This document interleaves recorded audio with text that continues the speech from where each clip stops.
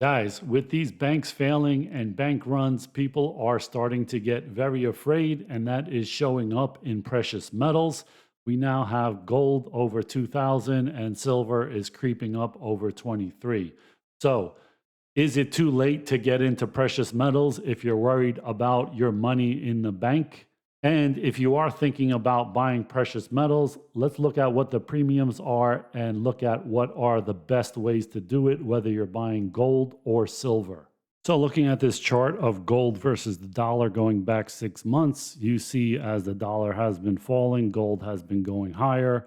But just in the last week or so, with all this banking stuff, gold has really taken off with the dollar not really moving much. So, this is saying that we are going from a different dynamic from gold goes up when the dollar goes down to now gold is moving on its own because people are afraid. And so gold has now recovered to levels from the Russian invasion here and the pandemic in 2020, but it needs to take out almost 2100 to break this high. And Goldman Sachs has now raised its price target on gold from 1950 to 2050 in a note titled Fear is Contagion. And so they say gold has rallied by 150 over the past 2 weeks on the back of banking stress. And during the sell off, gold outperformed risk assets such as equities or credit, turning into an effective hedge in the risk off rotation. So cyclical commodities like oil and base metals actually fell sharply, while gold and silver have held up very well and increased. That's something to take note of. So the sharp spike in gold prices through our 12-month target of 1950 is, in our view, almost entirely explained by an increase in fear-related demand for gold in line with the fall in 10-year real rates. But in addition to real rates, debasement risks, sovereign balance sheet risks, geopolitical risk, and other market tail risks matter because gold is a safe haven asset. So as uncertainty rises, preference shifts towards more gold in the portfolio, driving prices higher. We found in our framework that fear is a far more important driver of gold investment demand than the opportunity cost of holding gold, as measured by short term US rates. So, market expectations of a recession have increased to more than 50%, while the 10-year real rate has fallen. But they say it'll be challenging for gold to move above 2100 without the Fed cutting rates in a US recession scenario that sees it pivot towards growth support. Zero Hedge says, what challenging 2100? At this rate, gold will be at a new all time high of 2100 in a few days as the market discounts the absolute sheer panic that will follow shortly once a handful more banks fail.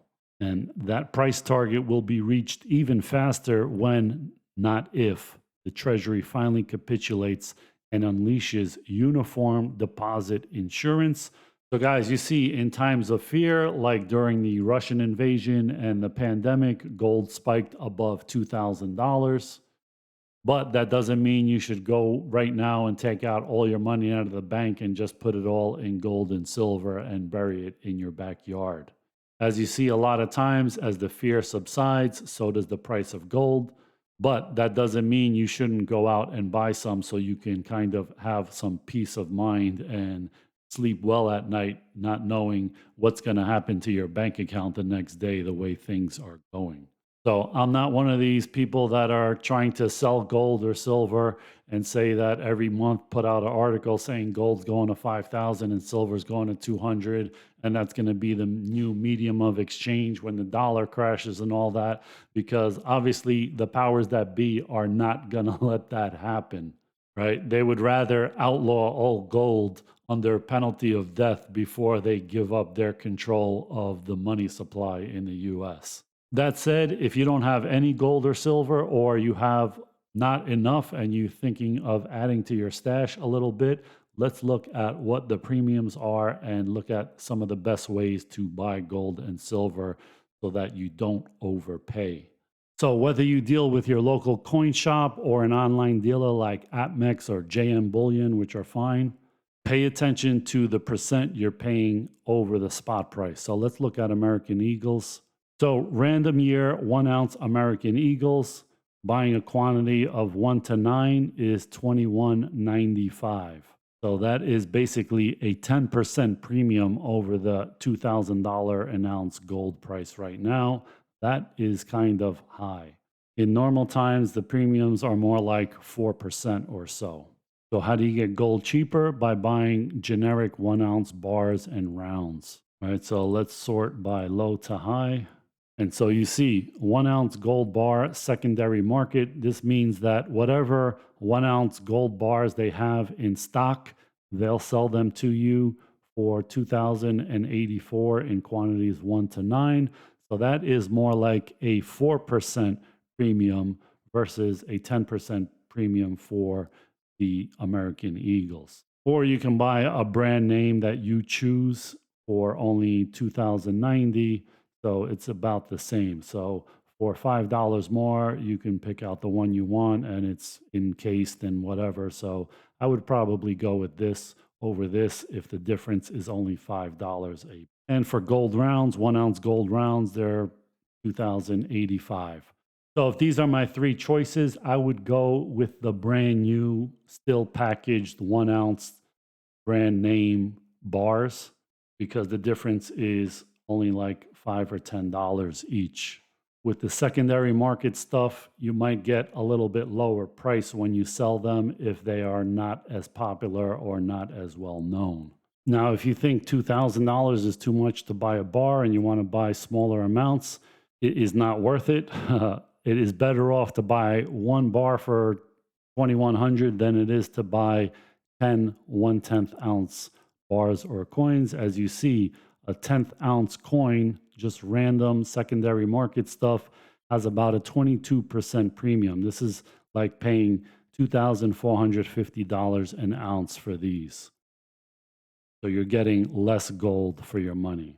So for silver, the 1 ounce American Silver Eagle is the most popular, but even just a random year one costs $39.30 if you're buying less than 20. And that's a whopping 76% premium over the spot price. So if you buy this, silver has to go up 76% for you to break even on your money. Right now, Amazon is about $100. Imagine if you had to buy Amazon and it's trading at $100, but your broker marked it up to $176. That's like the same thing. So how do you buy it cheaper? Well, as with everything, the more you buy, the cheaper it is, right? So if you could afford to buy 100-ounce bars or kilo bars or 10-ounce bars, as much as the bigger the quantity, the cheaper it is. So these Pioneer metal bars are actually on sale for $26.29, and that is about a 13% premium over the spot price. That is about 5 times cheaper per ounce than buying the silver American Eagles. So if Amazon is trading at 100, I'd much rather buy it at 113 than 176, right? That's what you're doing when you're buying these 1 ounce American Eagles. You are paying through the nose, and silver has to go up a whole lot for you just to break even. So guys, if you're thinking of buying gold and silver just as kind of a hedge or an insurance policy against the banks and the US dollar, this is how you should be thinking about buying it. Do not fall for these scams on these late night news shows on these conservative channels, these gold companies that try to steer you into buying numismatic gold or proof sets or anything like that. You should be buying gold and silver like you buy rice at the supermarket. You buy it by how many pounds you get per dollar, not by what pretty package the rice comes in.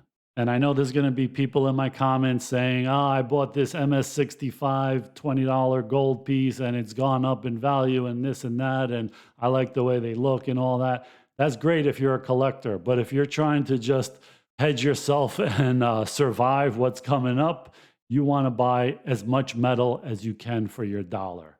because when the shit hits the fan, nobody's going to care what PCGS graded your 1 ounce gold coin or Morgan dollar or whatever. They just want to know how much gold or silver is in there when they're looking to trade you for a loaf of bread or something. So don't let fear or these advertisers suck you into buying something that is a lot more expensive than the actual value of the gold or silver content in it. Thanks for watching, guys.